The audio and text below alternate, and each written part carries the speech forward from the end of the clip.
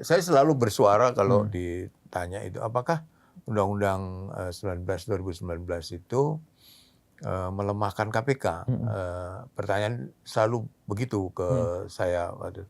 Untuk mengusut kasus itu nggak bisa dalam 1 hari 2 hari gitu. Itu pasti prosesnya udah lama tuh. Yang Silmi itu. Iya. Ya, tapi kenapa kejaksaan yang maju itu berarti memang bisa jadi ada indikasi lain, bisa lebih cepat, bisa juga atas arahan presiden sebenarnya kan ya? Ya, kita hanya bisa menebak-nebak ya. Tapi kalau ditanya kenapa nggak KPK? KPK juga sudah mulai melakukan penyelidikan. Ini kalau dari informasi yang saya dapat dari teman. Ada pertanyaan awam. Apa sih bedanya yang nyelidik kejaksaan sama yang nyelidik KPK? Sebenarnya ini kalau pandangan saya nggak ada bedanya sekarang. Ketika itu KPK, Undang-Undang 30 tahun 2002 tentang KPK, itu membuat KPK agak berbeda. Dari sisi kewenangan, dari sisi istilahnya itu, dari sisi lembaganya, itu berbeda. 30 2002 itu membuat KPK bahkan dulu disebut sebagai super body kan. Nah, dengan kewenangan-kewenangan yang sebagian tidak dipunyai oleh kejaksaan dan kepolisian. Waktu itu KPK masih disebut lembaga independen. Suaranya kan gitu dulu, tidak di bawah presiden sebagai kepala pemerintahan ya. Dia tidak di bawah presiden sebagai kepala pemerintahan. Tapi dengan Undang-Undang 2019 KPK menjadi ASN. KPK bisa SP3. Oh, iya. Jadi kalau dulu kan nggak ada SP3 ya? Dulu nggak ada SP3, dulu KPK bukan ASN. Dan ini kalau dikelompokkan itu KPK bisa masuk di dalam kelompok eksekutif. Karena ASN. Sekarang ini posisi. Apa sih istilahnya itu lupa. Seolah-olah bisa dikelompokkan itu karena dia ASN. ASN itu kan kalau dulu pegawai KPK itu payung hukumnya adalah Undang-Undang 30 tahun 2002. Proses seleksi itu sepenuhnya KPK yang itu. Kemudian rekrut pegawai, kemudian jenjang karir itu dulu menurut KPK, lembaga KPK sendiri gitu. Orang menjadi kepala biro, orang menjadi direktur, itu tidak melalui jenjang seperti yang ASN itu. Dia harus golongan berapa, nggak begitu. Tapi dia kompetensinya, integritas, gitu-gitulah dulu itu. Pakai konsultan independen untuk direkrut di KPK. Kebetulan saya dari staf di KPK, kemudian pernah jadi direktur, pernah jadi kepala biro, pernah jadi deputi, pernah jadi PLT pimpinan juga waktu itu, 2015. Kemudian saya mundur kan di 2015 itu, di awal Januari 2016. Inilah yang membedakan genus ya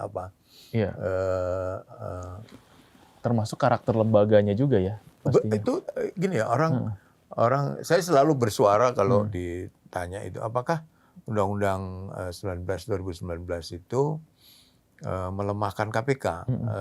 Pertanyaan selalu begitu ke saya waktu.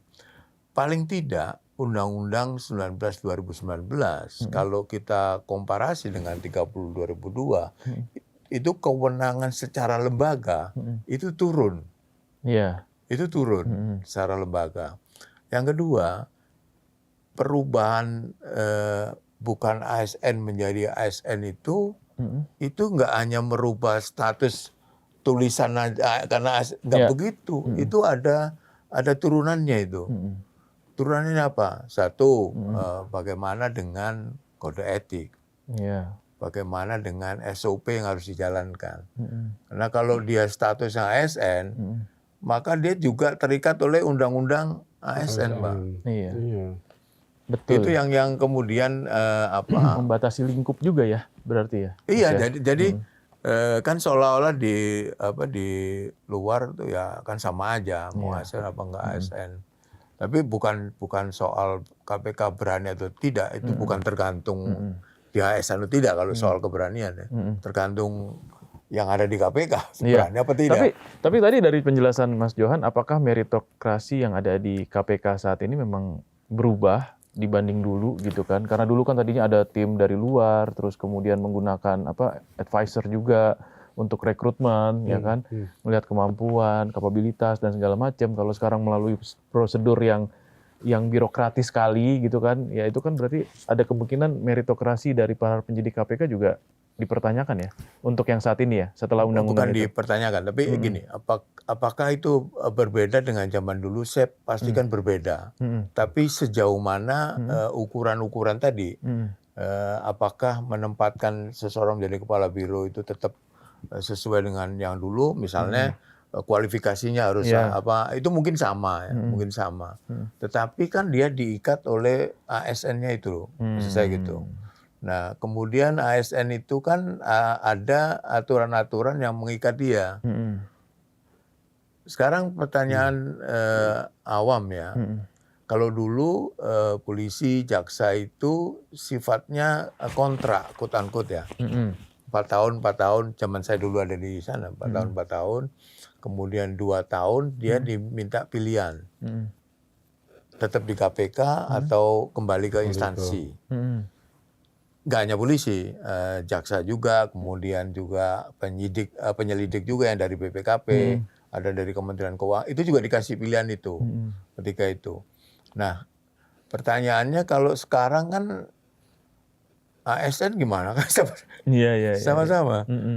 Atau bagaimana jenjang karirnya polisi dan jaksa di sana dan BPKP? Dia ngikut siapa? Iya. Ya, kayak pangkat misalnya bintang 1, kombes. Iya. Dan sekarang kan masih hampir sama dengan dulu kan. Ya, ada yang dipindah ketika direktur penyidikan yang baru masuk dari polisi, kemudian yang di KPK kembali berkarir di kepolisian. Padahal statusnya sama kan, seharusnya statusnya sama. Tapi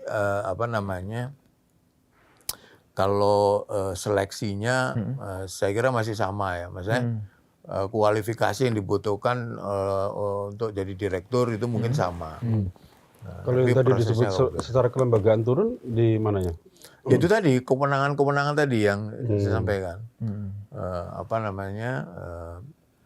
Gini, KPK dulu itu mungkin ditanya ke KPK, saya juga nggak tahu sekarang ya, apakah KPK dulu itu kan supervisor terhadap lembaga lain, melakukan supervisi ke kejaksaan dan kepolisian, kemudian juga monitoring.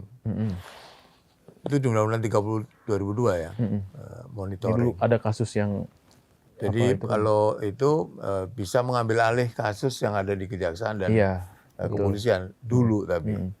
Nah, sekarang dengan Undang-Undang 19 2019 itu saya tidak tahu persis ya apakah dalam kurun waktu setelah perubahan itu ada kasus-kasus di kejaksaan, di kepolisian yang diambil oleh KPK. Kemudian secara organisasi KPK itu juga berkembang. Dulu hanya ada Deputi Penindakan, Pencegahan, BIPM, kemudian Sekjen, kemudian Informasi dan Data dan Pengaduan. Jadi dulu itu cuma 5 kalau nggak salah. Sekarang kan berkembang, ada Deputi Pelayanan Masyarakat kalau nggak salah. Sekarang KPK berkembang, lebih banyak kedeputiannya, lebih banyak direktoratnya. Ini kembali ke kasus korupsi ya, tapi KPK kan juga kemarin juga ini ya menangkap Pak Silmi. Iya. Nah, itu juga sepertinya hampir berbarengan tuh, Mas. Gitu. Ini memang ada dalam tanda kutip persaingan kah dengan kejaksaan kah? Atau ada pertanyaan itu sih. Saya nggak ada pretensi ada persaingan ya sama sekali. Kadang-kadang kan orang bertanya seperti Anda bertanya, seolah-olah kok berbarengan. Nah pertanyaannya sebelum Silmi dia nangkep orang nggak? Kan nangkep juga. iya. sih, ya. Ya, jadi ya itu biasa aja. Mungkin waktunya yang Berbarengan ya. berbarengan ya. Dia juga nangkep bupati, nangkep Iya. wali kota, nangkep itu juga dilakukan. OTT kan Masih berjalan terus sampai masih sekarang. dilakukan oleh KPK ya.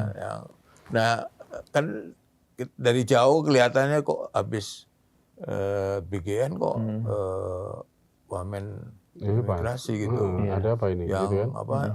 Kalau saya sih ya Ya kebetulan. gini berdasarkan pengalaman juga untuk mengusut kasus itu nggak bisa dalam 1 hari 2 hari gitu. Itu pasti prosesnya udah lama tuh. Yang Silmi itu. Iya. Berapa lama sih? Silmi apa sampai namanya? Silmi ya. Iya, berapa lama sih Mas? Biasanya untuk mengusut kasus sampai Minimal 3 ada bulan, OTT Pak. gitu? 3 Minimal bulan. 3 bulan. Termasuk yang agak baru Wamen Bupati Muara Enim juga berarti udah penyelidikannya udah lama juga. Saya yakin itu minimal sebulan lah. Pasti sudah dimonitor tuh. Karena nggak mungkin informasi misalnya gini.